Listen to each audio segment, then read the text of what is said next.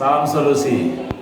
Teman-teman semua, kita hari ini akan menemui beberapa kelompok dan dalam kelompok ini nanti akan mendiskusikan sesuai dengan topik-topik yang sudah dibagi. Kita berharap ada masukan, ada kritik, ada pertanyaan dari kita yang sedang mengamati video ini. Mudah-mudahan ini menjadi salah satu bagian dari proses pembelajaran kita supaya kemudian hari kita menjadi lebih baik lagi. Demikian saya kira untuk kita nikmati bersama diskusi ini. Salam solusi.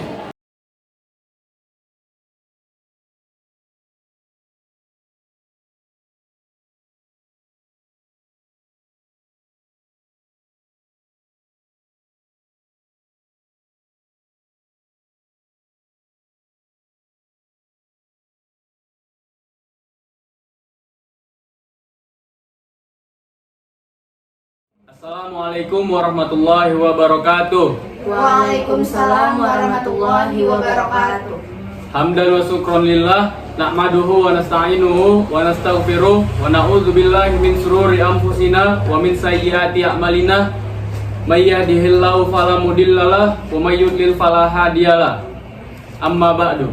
Baik, pertama-tama kami dari kelompok 5 Prodi MPI 3 semester 2 akan mendiskusikan mengenal kebenaran ilmiah. Baik, perkenalkan, nama saya Gadif Hanbal Silalahi, NIM 0307222115, dan teman saya Katurnada dengan NIM 0307222103. Dan saya Cut Alfi Najmi dengan NIM 0307222104. Oke, baik.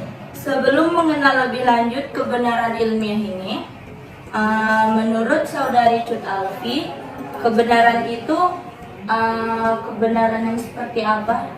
Menurut saya, kebenaran adalah suatu hal yang bisa dikatakan benar dan didasarkan dengan alasan yang jelas dan logis. Oke, baik. Kalau menurut saudara Gadif, kebenaran ilmiah itu adalah kebenaran yang bagaimana? Menurut saya, kebenaran ilmiah adalah suatu pengetahuan yang jelas dan pasti kebenarannya menurut norma-norma keilmuan. Jadi, kebenaran dalam ilmu pengetahuan atau kebenaran ilmiah adalah suatu pengetahuan yang sudah jelas dan pasti. Kebenarannya menurut norma-norma atau prinsip-prinsip keilmuan. Kebenaran ilmiah juga agak memiliki sifat yang objektif karena di dalamnya mengandung banyak pengetahuan menurut sudut pandang yang berbeda-beda, tetapi tetap saling bersesuaian. Oke, baiklah. Selanjutnya saya ingin bertanya kepada saudari Nada, bagaimana sih suatu kebenaran dalam konteks ilmiah bisa diperoleh? Kebenaran yang diperoleh secara mendalam berdasarkan proses penelitian dan penalaran logika ilmiah. Kebenaran ilmiah ini dapat ditemukan dan diuji dengan pendekatan koresponden dan koheren. Baik, saya akan bertanya kepada saudari Katurnada, koresponden dan koheren itu seperti apa? Koresponden itu merupakan pendekatan yang memiliki pandangan bahwa pernyataan-pernyataan adalah benar jika berkoresponden atau berhubungan tetap terhadap fakta atau pernyataan yang ada di alam atau objek yang dituju kepada pernyataan tersebut. Sedangkan pendekatan koheren yaitu pendekatan yang berdasarkan kepada kriteria koheren atau konsistensi. Teori koheren biasanya juga disebut dengan pendekatan konsistensi, yaitu pendekatan yang mengatakan suatu pernyataan dianggap benar jika pernyataan tersebut bersifat koheren atau konsisten dengan pernyataan-pernyataan sebelumnya yang telah dianggap benar secara logis dan jelas. Baik, saya akan bertanya kepada saudari Cut, apakah kebenaran ilmiah selalu diperoleh dari proses penelitian? Kebenaran ilmiah itu kan bersifat terbuka, objektif, dan universal. Bisa ditambah dan dikurangi atau dirubah secara total bila dalil baru yang telah dibuktikan juga secara ilmiah. Jadi tidak ada fanatisme dalam kebenaran ilmiah dan kebenaran ilmiah itu tidak perlu diimani, dikarenakan kebenaran dan ketercocokan sebuah kajian ilmiah akan terbatas pada ruang, waktu, tempat, dan kondisi tertentu. Tentu ini tidak lepas dari rasio manusia yang terbatas. Dengan demikian, kebenaran ilmiah muncul dari hasil penelitian ilmiah. Artinya, suatu kebenaran tidak mungkin muncul tanpa adanya tahapan-tahapan yang harus dilalui untuk memperoleh pengetahuan ilmiah. Baik, berarti pemaparan saudari Cut Alfi tadi memunculkan spekulasi mengenai sifat umum kebenaran, seperti kebenaran sebagai suatu yang mutlak, kebenaran sebagai suatu yang subjektif, dan kebenaran sebagai suatu kesatuan. Ya. Selanjutnya saya ingin bertanya kepada saudara Gadif, mengapa kebenaran ilmiah bersifat sementara dan tidak pernah mutlak? Dikarenakan perkembangan bentuk peradaban ilmu pengetahuan berasal dari peradaban Yunani dan Persia. Sebagai sumber ilmu pengetahuan yang pertama, lebih tepatnya ilmiah adalah pernyataan yang sifat keilmuannya sesuai dengan hukum ilmu pengetahuan dan dapat dipertanggungjawabkan dengan metode ilmiah yang berdasar pada hipotesis.